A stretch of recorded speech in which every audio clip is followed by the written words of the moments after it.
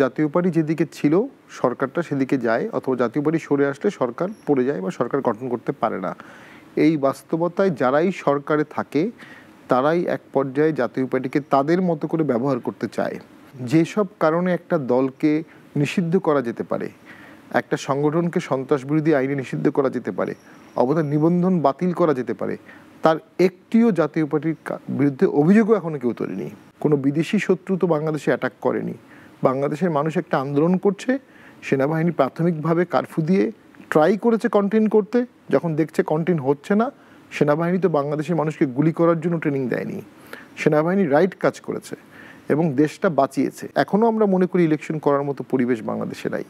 এখনও যে পরিমাণ মব হচ্ছে, যে পরিমাণ আইনশৃঙ্খলা বাহিনী ভেঙে পড়ছে, প্রশাসন ডিমোরালাইজড, ভোট করার মতো স্ট্রেংথ বর্তমান সরকারে আছে বলে আমরা মনে করি না। তো সেক্ষেত্রে আমরা অংশগ্রহণ করার চিন্তা তো এখনই করতে পারছি না, তখন তো লাঙল না থাকলে অবশ্যই আরও গভীরভাবে চিন্তা করতে হবে। স্বাগত জানাচ্ছি বলানো বলা অনুষ্ঠানে। আমাদের অনুষ্ঠানে আজকের অতিথি জাতীয় পার্টি জিএম কাদের অংশের, সম্প্রতি আপনারা জানেন যে জাতীয় পার্টি আরেকটি বিভক্তি হয়েছে। জিএম কাদের অংশের মহাসচিব ব্যারিস্টার শামীম হায়দার পাটোয়ারি, আপনাকে স্বাগত জানাচ্ছি আমাদের অনুষ্ঠানে অংশ নিয়ে। জি, আপনাকে ধন্যবাদ। আপনি জাতীয় পার্টির প্রতিষ্ঠাতা সাবেক প্রেসিডেন্ট জেনারেল হোসেন মোহাম্মদ এরশাদের অসম্ভব তাকে খুব কাছে থেকে দেখেছেন। তিনি যতদিন ছিলেন জাতীয় পার্টিকে উনি একাত্ম করে রেখেছিলেন, যদিও তার সময় কিছু থেকে রওশন এরশাদ আরেকটি অংশে বিভক্ত হয় এবং এটা বলাই বাহুল্য যে যদিও জাতীয় পার্টি একই প্রতীকে তারা নির্বাচন করেছেন, কিন্তু একটা দ্বিমত ছিল এবং আস্তে আস্তে দূরত্ব বেড়েছে। ঠিক এই মুহূর্তে আমরা দেখছি আরেকটি অংশে বিভক্তি হলো। জাতীয় পার্টি আসলে শেষ পর্যন্ত তার ভবিষ্যৎ কি? দেখুন, জাতীয় পার্টি কেন বারবার ভেঙে যায় এটা নিয়ে আমি নিজে অনেক চিন্তা করেছি, কারণ আমার রাজনীতি খুব বেশি দিন না। আমার রাজনীতি শুরু করার আগেও জাতীয় পার্টি অনেকবার ভেঙেছে। জাতীয় পার্টি বাংলাদেশে ভোট ব্যাংকের একটা গুরুত্বপূর্ণ অংশ হোল্ড করে এবং এই অংশটি যেদিকে যায় সরকার সে সময়ই তারাই গঠন করে, অথবা এই অংশটা সরে আসলে সে আর সরকার গঠন করতে পারে না। আপনি 91-র ভোট যদি দেখেন, ওখানেও আওয়ামী লীগের সাথে জাতীয় পার্টি যদি জোট হতো তাহলে আওয়ামী লীগ 91-তে জিতে যেত। 96-তেও আওয়ামী লীগকে সরকার গঠনে পার্লামেন্টে সমর্থন দেওয়া হয়েছিল। 2001-এ গিয়ে জাতীয় পার্টি যখন এরশাদ স্যার জেলে ছিলেন, তাকে নির্বাচনে ডিসকোয়ালিফাই সেই সময় আওয়ামী লীগ করেছিল। 2000 সালে তাকে জেলে নিয়ে যাওয়া হয় আবার। ফলে জাতীয় পার্টি আওয়ামী লীগ থেকে সম্পূর্ণ সরে আসে, আওয়ামী লীগ হেরে যায় এবং 2001-এর ভোটে দেখা গেছে আওয়ামী লীগ একক দল হিসেবে অনেক ভোট পেয়েছিল, কিন্তু আসন পেয়েছে মাত্র 58টা। সেম 2004-05 সালে মহাজোট গঠিত হয়। 21শে আগস্টের গ্রেনেড হত্যার পরে বা অন্য অনেক কারণে দেখা যায় তখন একটা মহাজোট গঠন হয়, খুব সম্ভবত 19শে ডিসেম্বর বা সামথিং। এবং এরপরে দেখা যায় 2008 সালে আওয়ামী লীগ ল্যান্ডস্লাইড ভিক্টরি পায়। অর্থাৎ জাতীয় পার্টি যেদিকে ছিল সরকারটা সেদিকে যায়, অথবা জাতীয় পার্টি সরে আসলে সরকার পড়ে যায় বা সরকার গঠন করতে পারে না। এই বাস্তবতায় যারাই সরকারে থাকে তারাই এক পর্যায়ে জাতীয় পার্টিকে তাদের মতো করে ব্যবহার করতে চায়। যখন মূল ধারাটি তাদের মতো করে ব্যবহৃত হয় না, তখন একটি ভাঙা ধারা বা ব্রোকেন ধারা দিয়ে এই কাজটি করানোর চেষ্টা করা হয়। নাজির রহমান মঞ্জু 2004-05 সালে হয়েছিল, আনোয়ার হোসেন মঞ্জু 97 সালে হয়েছিল। তো এটা দুঃখজনক। স্বাভাবিকভাবে প্রশ্ন আসতেই পারে যে বিএনপি তো এত ভাঙে না, জাতীয় পার্টি কেন ভাঙে? আওয়ামী লীগও ভেঙেছে, আওয়ামী লীগও বঙ্গবন্ধু মৃত্যুর পরে বেশ কয়েকবার ভেঙেছে, কিন্তু বিএনপি কখনো ভাঙেনি। এটা খুব গুরুত্বপূর্ণ একটি ইকুয়েশন কিন্তু। তো সেক্ষেত্রে আমরা মনে করি ওই আমরা ব্যবহৃত হতে চাই বা চাই না এই ইকুয়েশনে দল ভাঙা হয়। তবে এখন আমরা একটা সঠিক রাজনীতি করতে চাচ্ছি, জনগণের স্বার্থে, গণতন্ত্রের স্বার্থে, অন্তর্ভুক্তিমূলক রাজনীতির স্বার্থে। আমরা আমাদের হিসাব, আমাদের ইকুয়েশনে রাজনীতি করছি, অন্য কোনো দল বা অন্য কাউকে তুষ্ট করতে রাজনীতি করছি না, বা অন্য কোনো কারো স্যান্ডেল পরে আমরা রাজনীতি করছি না, অন্য কারো জুতায় আমরা আমাদের পাকে ফ্রেম করছি না।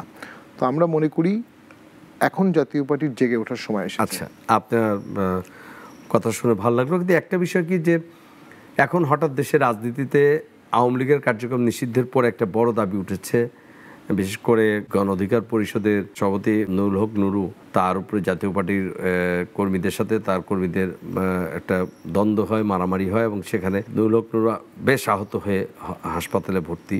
ঠিক সেই মুহূর্তে একটা বড় একটা আলোচনা উঠেছে, বিশেষ করে এই যে জুলাই আন্দোলনে যারা অগ্রগামী নায়ক ছিল সেই এনসিপি নেতৃবৃন্দ, গণ অধিকার পরিষদ তো আছেই, সাথে পাশাপাশি জামাত ইসলাম এবং আরও বিএনপি এখনও সরাসরি স্টেটমেন্টে আসেনি আনুষ্ঠানিকভাবে। একটা আবহাওয়া হচ্ছে জাতীয় পার্টির কার্যক্রমকে নিষেধ, এবং অ্যাটর্নি জেনারেলও বলেছেন গতকালকে আইনগতভাবে খতিয়ে দেখা হবে। জাতীয় পার্টিও কি একই অবস্থায় যাচ্ছে কিনা? বিনয়ের সাথে বলবো, অ্যাটর্নি জেনারেল হচ্ছেন attorney general of Bangladesh, not government of Bangladesh. উনি কিন্তু বাংলাদেশের অ্যাটর্নি জেনারেল। ওনার কাছে সরকার বিভিন্ন বিষয়ে আইনি মন্তব্য চেতে পারেন এবং তিনি লিগ্যাল অপিনিয়ন দেবেন এবং সেটা কনফিডেন্সিয়াল হবে। উনি পাবলিকলি বলতে পারেন না আমি এটা লিগ্যাল অপিনিয়ন দেখছি, আমি খতিয়ে দেখছি। এটা ওনার ওথের ভায়োলেশন হয়ে যায়। He is not a politician, he is not a minister. উনি highest law officer of the country. তার কাজকর্মে এটা কনফিডেন্সিয়ালি থাকতে হবে, যদি থেকেও থাকে। দ্বিতীয় হচ্ছে, যেসব কারণে একটা দলকে নিষিদ্ধ করা যেতে পারে, একটা সংগঠনকে সন্ত্রাসবিরোধী আইনে নিষিদ্ধ করা যেতে পারে, অবতার নিবন্ধন বাতিল করা যেতে পারে, তার একটিও জাতীয় পার্টির বিরুদ্ধে অভিযোগও এখনো কেউ তোলেনি। যেদিন যে ঘটনাটি ঘটেছিল, বিপিনুর আমাদের অত্যন্ত প্রিয় রাজনীতিবিদ, তাকে আমরা শ্রদ্ধা করি। একটা কঠিন সময়ে ঢাকা বিশ্ববিদ্যালয় কেন্দ্র করে তিনি একজন জাতীয় নেতা হয়েছেন। তিনি এখন আহত অবস্থায় হসপিটালে আছেন। আমরা তার দ্রুত আরোগ্য কামনা করি। বিষয়টি অত্যন্ত দুঃখজনক। কিন্তু যখন তাকে আঘাত করা হয়েছে বা লাঠিচার্জ হয়েছে, সেখানে জাতীয় পার্টির কোনো লোক ছিল না। তারও অন্তত 1 ঘন্টা আগেই জাতীয় পার্টির সমস্ত লোক পার্টি অফিসে ঢুকেছিল। তারা আমাদেরকে আঘাত করেছে, আমরা তাদেরকে আঘাত করিনি। অনেকক্ষণ সময় দেওয়ার পরে পুলিশ বা যৌথ বাহিনী বাধ্য হয়ে লাঠিচার্জ করেছে, অনেকক্ষণ সময় দেওয়ার পরে। এবং তাদের হাতে মশাল ছিল, আগুন ছিল। তারা তৃতীয় পক্ষ হতে পারে। এসব ঘটনায় অনেক সময় দেখা যায় তৃতীয় পক্ষ অ্যাক্সিডেন্ট ঘটিয়ে দেয়, তৃতীয় পক্ষ আগুন লাগিয়ে দেয়। তো অনেকে মশাল নিয়ে আমাদের পার্টি অফিসের দিকে আসছিল। আমাদের পার্টি অফিস পুড়ে যেতে পারতো, আমরা পুড়ে আগুনে অঙ্গার হয়ে যেতে পারতাম। তো সেখানে স্বাভাবিকভাবেই একটা পর্যায়ে হয়তো পুলিশ বা সেনাবাহিনীকে বাধ্য হয়েছে তারা লাঠিচার্জ করতে। আমরা বিষয়টি খুবই দুঃখজনক। আমরা তার দ্রুত আরোগ্য কামনা করি। নাও, এটার সাথে জাতীয় পার্টির ব্যান করার কি সম্পর্ক হতে পারে? তাহলে পুরো স্কিমটাই কি জাতীয় পার্টি ব্যান করার একটা মাস্টার প্ল্যান হতে পারে? এমন মন্তব্য করেছেন আনিস আলমগীর, আমাদের খুব প্রিয় একজন সাংবাদিক। উনি এক ইন্টারভিউতে যে পুরো জিনিসটাই সাজানো হচ্ছে জাতীয় পার্টিকে যেন ব্যান করা হয়। কেন?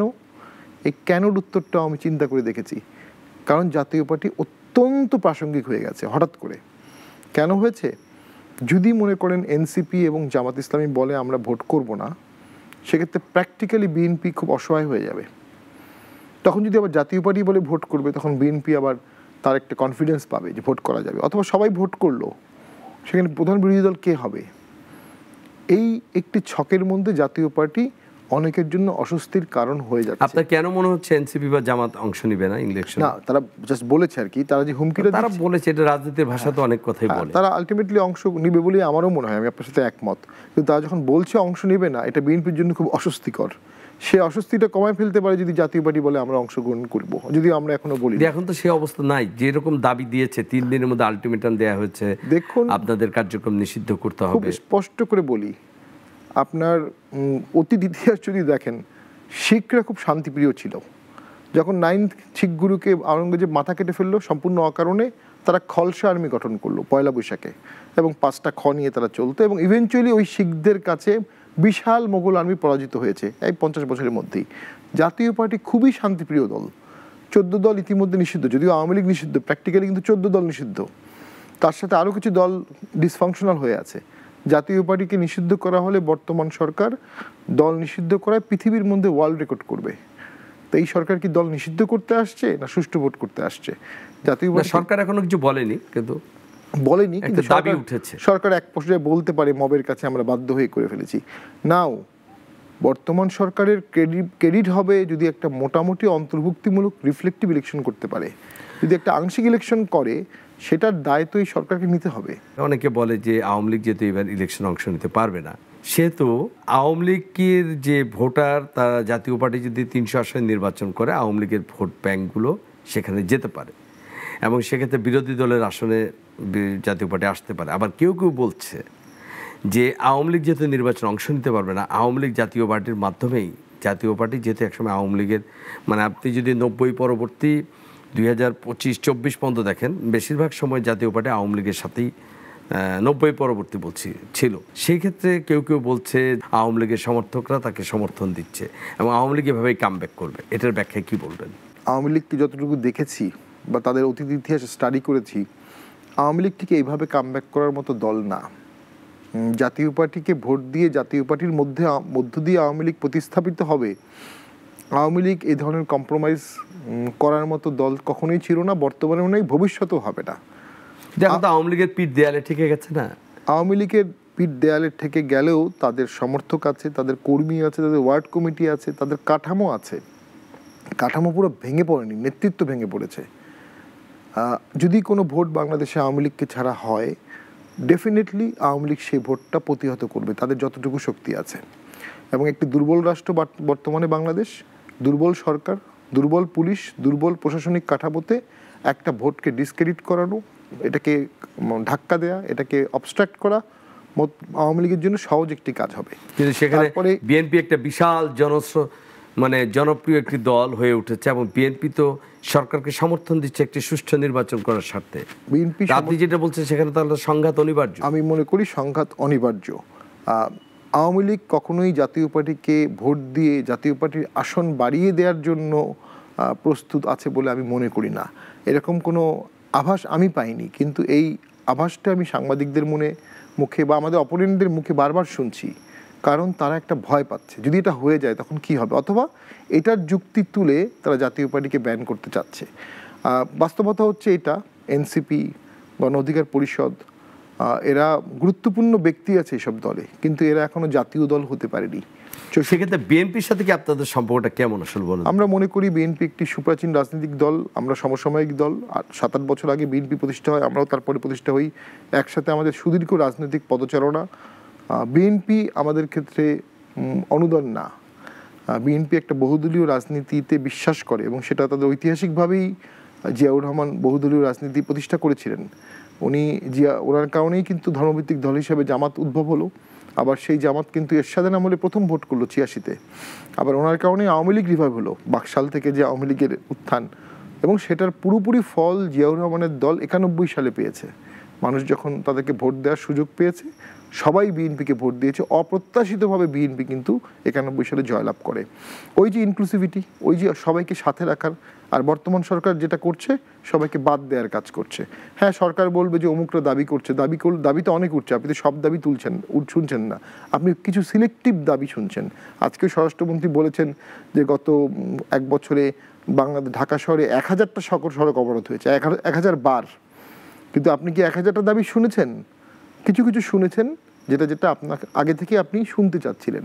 আপনাকে একটা কথা বলি, জাতীয় ঐক্যমত্য কমিশনের বৈঠকে কি আপনি গিয়েছিলেন? না, আমাদেরকে ওখানে ডাকা হয়নি। আপনার কি মনে হয় যে আপনারা একটা এতদিন ধরে রাজনৈতিক দল, আপনাদেরকে যখন ডাকা হলো না বা আপনাদের যে অংশগ্রহণ নাই, সেখানে আপনাদের আগামী দিনের ভবিষ্যৎ কি নিয়ে কি আপনারা শঙ্কিত কিনা? দেখুন, আমাদের ভবিষ্যৎ নিয়ে আমরা শঙ্কিত না, আমরা ঐক্যমত কমিশনের ভবিষ্যৎ নিয়ে শঙ্কিত। এবং ঐক্যমত কমিশন যে সংস্কারগুলোর প্রস্তাবনা দিচ্ছে সেটার বাস্তবায়ন নিয়ে আমরা শঙ্কিত। কারণ আপনি শব্দটা বলছেন ঐক্য, আর সেখানে আপনি করছেন অনৈক্য, দুটোভাবে।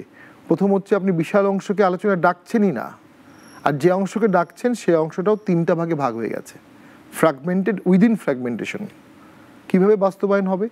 আর আপনি সংস্কার করছেন কিসের? দেশের। তাহলে কাদেরকে রাখবেন? দেশের মানুষকে। তাদের প্রতিনিধি কারা? রাজনৈতিক দল।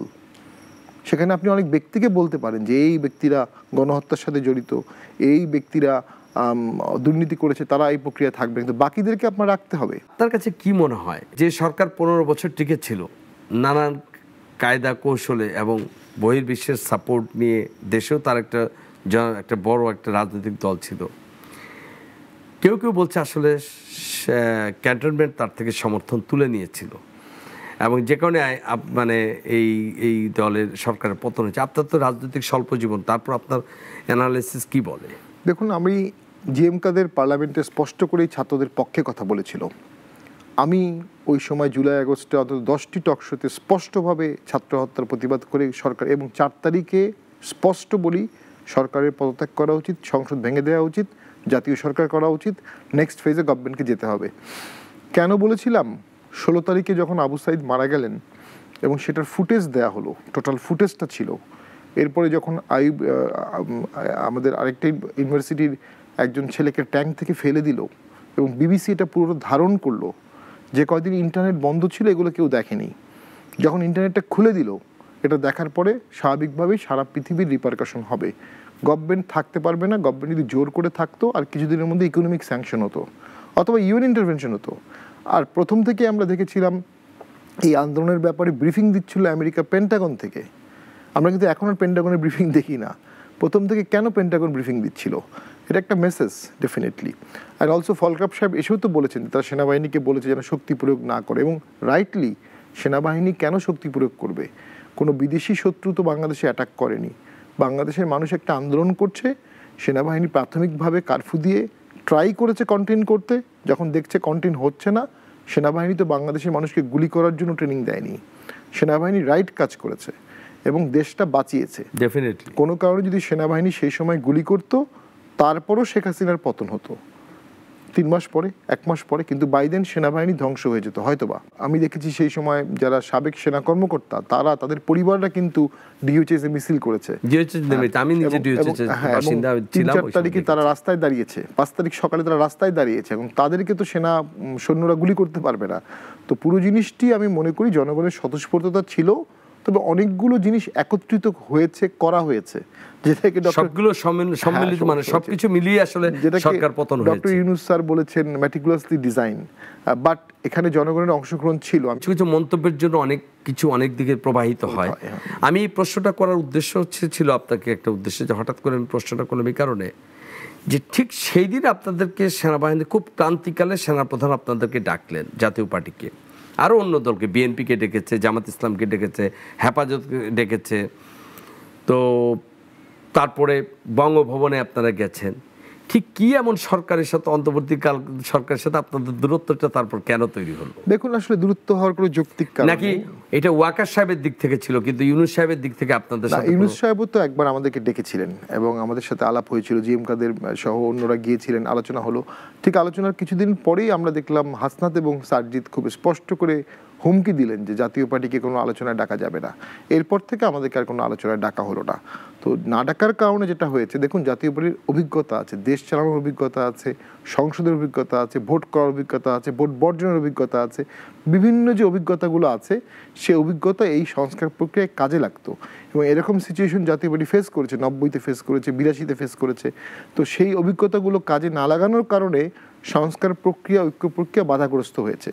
আমরা ডক্টর ইউনূস স্যারের কাছে আশা করেছিলাম তিনি এর ঊর্ধ্বে যাবেন বা এর ঊর্ধ্বে যাওয়ার চেষ্টা করবেন, কিন্তু উনি যাননি। 15 বছরে শেখ হাসিনা সরকারের যখন যেই সরকারটা চলেছে, সেই সরকারের বিভিন্ন সময় জাতীয় পার্টি তার সুবিধাভোগী ছিল, কারণ সরকারের একটা অংশের সাথে জাতীয় পার্টির একটা অঙ্গাঙ্গি সম্পর্ক ছিল। ফলে আজকে যখন সেই সরকারের পতনের পর তাদের সম্পর্কে যত কিছু শোনা যাচ্ছে, সেটা কেন জাতীয় পার্টি দায় নেবে না, বা তার ওই সময়কার সুবিধাভোগী নেতারা কেন দায় নেবেন না? প্রথম হচ্ছে, জুলাই আগস্টের আন্দোলনে আমরা স্পষ্ট ছাত্রদের পক্ষ নিয়েছি, এবং 3 বা 4 তারিখে বা 2 তারিখে 14 দলের একটা মিটিং হয় মাননীয় প্রধানমন্ত্রী, সেই সময় মাননীয় প্রধানমন্ত্রীর বাসভবনে। সেখানে কিন্তু জাতীয় পার্টি অংশগ্রহণ করেনি। এবং এর আগেও যদি আপনি দেখেন, আমরা ভোটে অংশগ্রহণ করেছি, এটা সত্য। 14 সালে আমরা ভোট বর্জনের চেষ্টা করে ব্যর্থ হয়েছি, সেটা একটা ব্যর্থতা ছিল। বিএনপি তো 15 ফেব্রুয়ারি একটা একতরফা ভোট করেছে, তো সেখানে যারা অংশগ্রহণ করেছে সবাই কি তাহলে স্বৈরাচারের দোসর? সেখানে অংশগ্রহণ করে পরে একজন বিচারপতিও হয়েছেন পরবর্তীতে। আবার 21শে আগস্ট বাংলাদেশে হয়েছিল, 21 আগস্টের পরে তো জামাত বলেছিল যে, বা সংসদে আলাপ হয়েছিল, ভ্যানিটি ব্যাগে পরে গ্রেনেড নেওয়া হয়েছিল। ওইটা একটা স্বৈরাচারী কাজ, বড় স্বৈরাচারী কাজ। সেই সময়ের সরকার এবং সেই সময়ের জামাত, তারা তো ওটাকে সুষ্ঠু বিচার করতে পারেনি। আজকে এই আন্দোলনের পরে জামাত বিএনপি বিজয়ী হয়েছে, এবং তাদের কিছু লোক আমাদেরকে ট্যাগিংটা করছে শুধুমাত্র ভোটের রূপরেখাকেই মাথায় রেখে। আমি এই স্বৈরাচারের দোসর ট্যাগিংয়ের কোনো যুক্তিযুক্ত কারণ পাই না, রাজনৈতিক প্রতিদ্বন্দ্বিতা ছাড়া। তবে রাজনীতি মানেই তো বহুদল বহুমত। আপনি কিছু মতকে চাপিয়ে দিলেন, এটা গৃহযুদ্ধের দিকে দেশকে নিয়ে যাবে। জাতীয় পার্টি 3 ভাগে বিভক্ত, লাঙ্গল কি আপনারা পাবেন? আইনগতভাবে লাঙ্গল জিএম কাদের ছাড়া অন্য কাউকে দেওয়ার কোনো সুযোগ নেই। গঠনতন্ত্র আমরা কোনো কারণে না পান, কোনো কারণে না পেলেও আমাদের ভোটার কর্মীরা কখনোই জিএম কাদের ছাড়া অন্য কারোর দিকে যাবে না। তখন কি করবেন আপনারা? ইলেকশন করবেন? এখনো আমরা মনে করি ইলেকশন করার মতো পরিবেশ বাংলাদেশে নাই।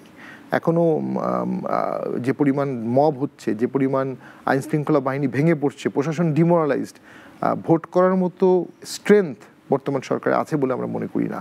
তো সেক্ষেত্রে আমরা অংশগ্রহণ করার চিন্তা তো এখনই করতে পারছি না, তখন তো লাঙল না থাকলে অবশ্যই আরও গভীরভাবে চিন্তা করতে হবে। আমরা অপেক্ষায় থাকি, কিন্তু আমরা সুন্দর স্বপ্নের বাংলাদেশ কামনা করি। আমরা একটি পরিবর্তিত নতুন বাংলাদেশ দেখতে চাই, যে বাংলাদেশে ঐক্যমতের বাংলাদেশ থাকবে সবাই, যে বাংলাদেশে মব থাকবে না, যে বাংলাদেশে আবার সেই আমরা যেই একসময় যেই বাংলাদেশের জন্য কল্পনা করে আমাদের ৭১-এ মহান মুক্তিযুদ্ধ হয়েছিল, ৯০-এ গণ অভ্যুত্থান হয়েছে, ২৪-এ একটি ছাত্র জনতার অভ্যুত্থান হয়েছে। নিশ্চয়ই রাজনীতিবিদদের বোধোদয় হবে, জনগণের আকাঙ্ক্ষা বুঝতে পারবে, এই প্রত্যাশা আজকে শেষ করছি। দর্শক, দেখা হবে আবার আগামী কোনো এক নতুন অনুষ্ঠানে নতুন কোনো অতিথির সাথে। ততদিন ভালো থাকুন।